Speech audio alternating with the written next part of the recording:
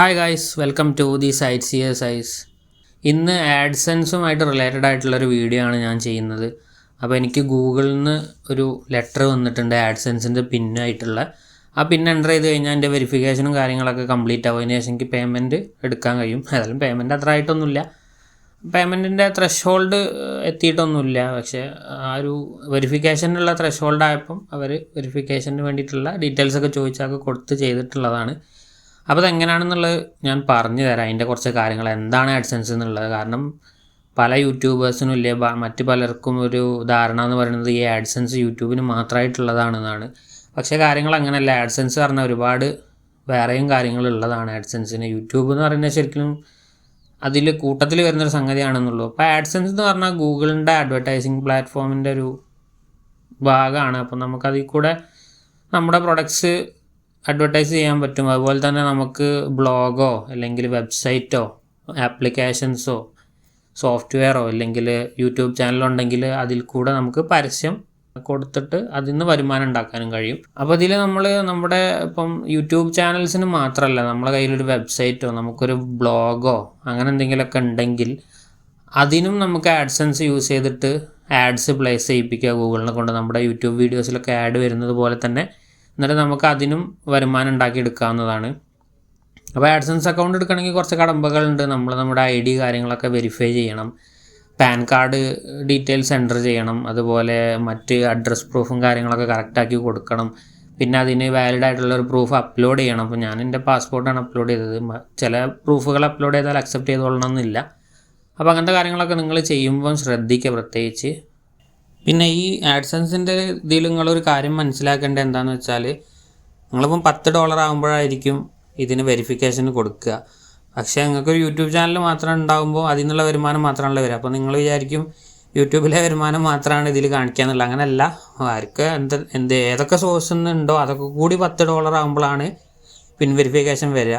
അപ്പോൾ നമ്മൾ യൂട്യൂബിൽ പലപ്പോഴും നമുക്ക് $10 ആയിട്ടുണ്ടാവും. പക്ഷേ ആഡ്സെൻസിൽ അപ്ഡേറ്റ് ചെയ്യാൻ ഒരാഴ്ച 2 ആഴ്ച ഒക്കെ എടുക്കും. എന്താ വെച്ചാൽ ഫുൾ വെരിഫൈ ചെയ്ത് സ്പാമൊക്കെ ഫിൽട്ടർ ഔട്ട് ചെയ്തിട്ടേ പോലെ നമ്മുടെ എമൗണ്ട് അപ്ഡേറ്റ് ചെയ്യുള്ളൂ. അപ്പം നമുക്ക് വെബ്സൈറ്റൊക്കെ ഉണ്ടാക്കാമെന്നുള്ളതാണ് ഞാൻ പറഞ്ഞു വരുന്നത്. അതായത് വെബ്സൈറ്റും അങ്ങനത്തെ കാര്യങ്ങൾക്കൊക്കെ ഇതേ ആഡ്സെൻസ് യൂസ് ചെയ്യാമെന്നാണ് ഞാൻ പറഞ്ഞു വരുന്നത്. പിന്നെ മിനിമം പേ ഔട്ട് എന്ന് പറയുന്നത് $100 ആണ്. അപ്പോൾ $100 ആവാതെ നമുക്കിപ്പം പേ ഔട്ട് ചെയ്യാൻ കഴിയില്ല. എനിക്ക് അത്ര ആയിട്ടില്ല, അതുകൊണ്ട് ഏതായാലും അത് കാണിച്ചു തരാൻ കഴിയില്ല.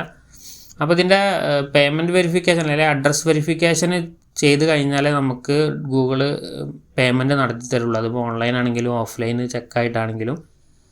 അപ്പോൾ അതിന് $10 ആയിക്കഴിഞ്ഞാൽ നമുക്ക് ആഡ്സെൻസിൻ്റെ അക്കൗണ്ടിൽ കയറി നോക്കിക്കഴിഞ്ഞാൽ കാണാം വെരിഫൈ യുവർ അഡ്രസ് എന്നും പറഞ്ഞിട്ട്. അങ്ങനെ നമ്മൾ അഡ്രസ്സ് വെരിഫൈ ചെയ്തില്ലെങ്കിൽ പിന്നെ ത്രെഷ് ആയിട്ടുള്ള $100, അതായത് $100 ആകുമ്പോഴാണ് നമുക്ക് വിഡ്രോയിൽ തുടങ്ങാൻ പറ്റുക. അപ്പോൾ $100 ആയിക്കഴിഞ്ഞാൽ എന്നിട്ട് നമ്മൾ അത്ര ആയിട്ടും വെരിഫൈ ചെയ്തിട്ടില്ലെങ്കിൽ നമുക്ക് പിന്നീട് പരസ്യം കിട്ടുന്നതല്ല നമ്മുടെ വെബ്സൈറ്റോ യൂട്യൂബോ ഏതായാലും. അപ്പോൾ അത് നിങ്ങൾ ഉറപ്പ് വരുത്തുക. നിങ്ങൾ ഇതുവരെ നോക്കിയിട്ടില്ലെങ്കിൽ ആഡ്സെൻസിൻ്റെ വെബ്സൈറ്റിൽ കയറിയിട്ട് നോക്കുക നിങ്ങൾക്ക് ഇങ്ങനെ നോട്ടിഫിക്കേഷൻ വന്നിട്ടുണ്ടോ എന്നുള്ളത്. ഉണ്ടെങ്കിൽ അത് ക്ലിക്ക് ചെയ്ത് കഴിഞ്ഞാൽ നിങ്ങൾക്ക് നിങ്ങളുടെ പേരും ഇതൊക്കെ ചെക്ക് ചെയ്യാനുള്ള ഓപ്ഷൻ ഉണ്ടാവും. അഡ്രസ്സ് ഒന്നും കൂടി ഡബിൾ ചെക്ക് ചെയ്യുക. എന്നിട്ട് നിങ്ങളുടെ ID പ്രൂഫ് എന്താണെന്നുള്ളത് വെച്ചാൽ അത് അപ്ലോഡ് ചെയ്ത് കൊടുക്കുക. ഫോട്ടോ എടുത്തിട്ടോ സ്കാൻ ചെയ്തിട്ടോ.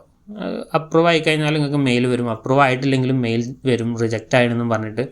അപ്പോൾ റിജക്റ്റ് ആയാലും നിങ്ങളൊന്നും കൂടി ശ്രദ്ധിച്ച് ഫോട്ടോ അല്ലെങ്കിൽ സ്കാൻ ചെയ്യുക. അതിൽ പ്രശ്നങ്ങളൊന്നും ഉണ്ടാവില്ല, ചുളിവുകൾ റിഫ്ലക്ഷനൊന്നും ഇല്ലാത്ത രീതിയിൽ നല്ല ക്ലിയറുള്ള ഡോക്യുമെൻ്റ് വേണം ഗൂഗിളിന് അയക്കാൻ. ഒരു ഇത്ര എണ്ണം അല്ലെങ്കിൽ ഇത്ര പ്രാവശ്യം റിജക്റ്റ് ആയി കഴിഞ്ഞാൽ പിന്നെ നിങ്ങൾക്ക് ഇത് വെരിഫൈ ചെയ്യാൻ കഴിയില്ല. അപ്പോൾ അത് അതിലും വലിയ പ്രശ്നമാവും. നിങ്ങൾ ഇതുവരെ ചെയ്ത വരുമാനം കാര്യങ്ങളൊക്കെ പിന്നെ നിങ്ങൾക്ക് കിട്ടില്ല. അപ്പം അതൊരു ബുദ്ധിമുട്ടുണ്ട്. അപ്പോൾ നിങ്ങൾ ശ്രദ്ധിച്ച് ചെയ്യുക. എന്തെങ്കിലും ബുദ്ധിമുട്ടുണ്ടെങ്കിൽ ആഡ്സെൻസിലെ കസ്റ്റമർ കെയറുമായിട്ട് കോൺടാക്ട് ചെയ്തിട്ട് റെക്ടിഫൈ ചെയ്തിട്ട് ബാക്കി കാര്യങ്ങൾ ചെയ്യുക. അപ്പോൾ നിങ്ങൾക്ക് കാണാം ഈ കത്ത് ആഡ്സെൻസിൽ നിന്ന് വന്നതാണ്. ഞാൻ വെരിഫൈ ചെയ്യാൻ കൊടുത്തതിന് ശേഷം വന്നതാണ്. 3 ആഴ്ച എടുത്തിട്ടുണ്ട് വരാൻ.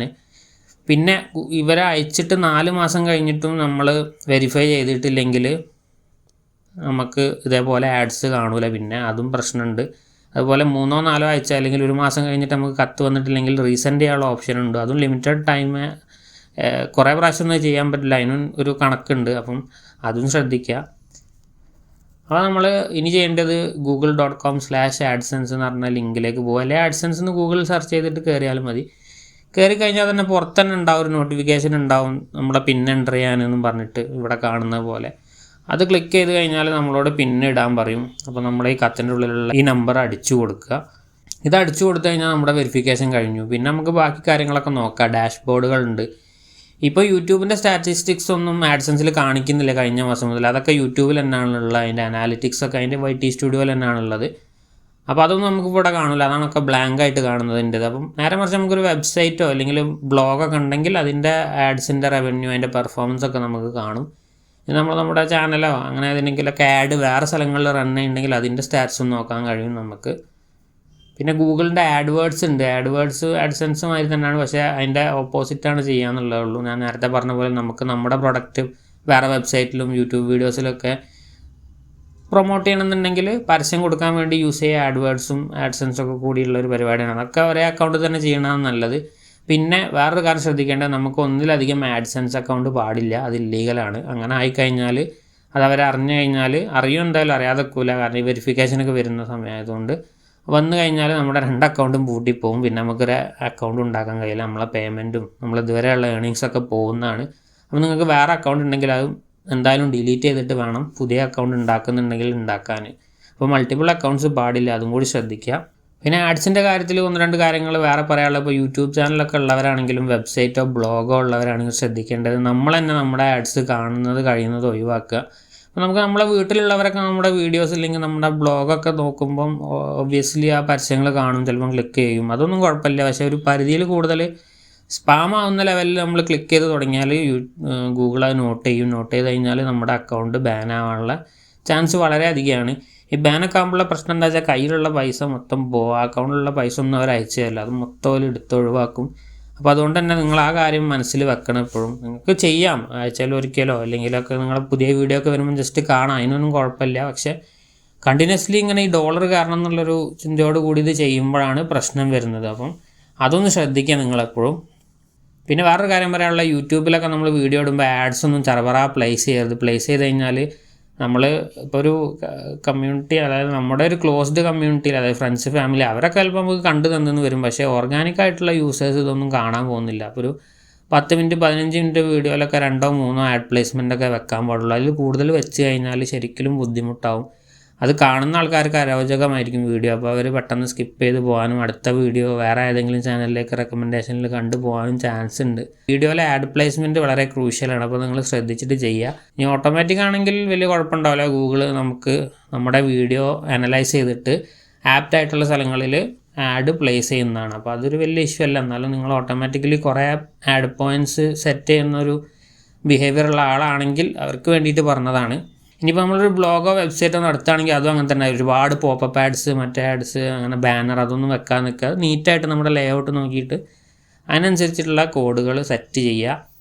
പിന്നെ ഗൂഗിളിൻ്റെ വേറൊരു കാര്യം എന്താ വെച്ചാൽ, നമ്മൾ ഗൂഗിളിൻ്റെ ആഡ്സെൻസ് ഏതെങ്കിലും വെബ്സൈറ്റിലോ ബ്ലോഗിലൊക്കെ യൂസ് ചെയ്യുമ്പോൾ വേറെ ആഡ് ഏജൻസീൻ്റെ, അതായത് വേറെയുണ്ട് കുറേ ആഡ് ജങ്കി എന്നൊക്കെ പറഞ്ഞിട്ട് കുറേ ഇതുപോലത്തെ അഡ്വർടൈസിങ് ഏജൻസീസ് ഉണ്ട്. അവരുടെ ആഡ് പ്ലേസ് ചെയ്താൽ അതും ബുദ്ധിമുട്ടാവാൻ സാധ്യതയുണ്ട്. അപ്പോൾ അതും കഴിയുന്നത് ഒഴിവാക്കുക. ഗൂഗിളിൻ്റെ ആഡ്സെൻസ് യൂസ് ചെയ്യണമെങ്കിൽ അതിൽ തന്നെ ഉറച്ച് നിൽക്കാൻ നോക്കുക, കാരണം അതാണ് സേഫ്. മറ്റുള്ള ആഡിൻ്റെ ഏജൻസീസിൻ്റെ പ്രശ്നം എന്താ വെച്ചാൽ അഡൽട്ട് ഓറിയൻറ്റഡ് ആയിട്ടുള്ള ഒരുപാട് ആഡ്സൊക്കെ വരാൻ സാധ്യതയുണ്ട്. അപ്പോൾ അത് കുറച്ച് നമുക്ക് എത്തിക്കലി കുറച്ച് ബുദ്ധിമുട്ടുണ്ടാക്കുന്ന കാര്യങ്ങളാണ്. അപ്പോൾ അങ്ങനത്തെ കാര്യങ്ങളൊന്നും വിട്ട് നിൽക്കുക. ഫാമിലി ഓഡിയൻസ് അല്ലെങ്കിൽ കുട്ടികളൊക്കെ ഒരുപാട് കയറുന്ന വെബ്സൈറ്റൊക്കെ ആണെങ്കിൽ അതൊക്കെ ശരിക്കും ബുദ്ധിമുട്ടാവും, കാരണം അനാവശ്യ ആഡുകൾ ഒരുപാട് വരാനുള്ള സാധ്യത ഉണ്ട്. ഇനിയിപ്പോൾ ആപ്പുകളാണെങ്കിലും അങ്ങനെ തന്നെ. നിങ്ങൾക്ക് അറിയാൻ മതിയാവും, നിങ്ങളുടെ ഫോണിലൊക്കെ ഉള്ള ആപ്പുകളിൽ പലപ്പോഴും ആവശ്യമില്ലാത്ത ആഡുകളൊക്കെ വരുന്നത് ഇങ്ങനത്തെ ആഡ് ഏജൻസീസ് അല്ലെങ്കിൽ ആഡ് നടത്തുന്ന ടീമിൻ്റെ ആഡ്സ് യൂസ് ചെയ്യുന്നതുകൊണ്ടാണ്. അപ്പം സേഫായിട്ട് ഗൂഗിൾ യൂസ് ചെയ്യണം നല്ലത്. എന്തായാലും വരുമാനം മറ്റുള്ളവരുടെ അത്ര ഉണ്ടാവില്ല, എന്നാലും നമുക്ക് സേഫായിട്ട് കാര്യങ്ങൾ നീക്കുപോക്ക് നടത്താൻ പറ്റും. സ്റ്റാൻഡേർഡുള്ള ആഡ്സ് ആയിരിക്കും കിട്ടുക. അപ്പോൾ ഇതിൽ ആഡ്സെൻസിൽ ഇനി ഒരുപാട് കാര്യങ്ങൾ നിങ്ങൾക്ക് അറിയാനുണ്ടാവുമെന്ന് അറിയാം. അതായത് റിട്ടൻഷൻ, CPR, CTR, അങ്ങനെ കുറേ കാര്യങ്ങളുണ്ട്. അതിനെപ്പറ്റിയൊക്കെ വിശദമായിട്ട് ഞാനൊരു വീഡിയോ ഉടനെ തന്നെ ചെയ്യുന്നതാണ്. അപ്പോൾ ആ വീഡിയോയ്ക്ക് വേണ്ടി കാത്തിരിക്കുക. ചാനലിലേക്ക് പുതിയ ആൾക്കാരാണെങ്കിൽ ഒന്ന് സബ്സ്ക്രൈബ് ചെയ്യുക, പിന്നെ ആ ബെൽ ബട്ടൺ കൂടി പ്രസ് ചെയ്യുക. പിന്നെ ഈ വീഡിയോ ഇഷ്ടപ്പെട്ടാൽ തീർച്ചയായിട്ടും ലൈക്കും ഷെയറും ചെയ്യുക. അപ്പോൾ അടുത്ത വീഡിയോയിൽ കാണുന്നത് വരെ നന്ദി, നമസ്കാരം.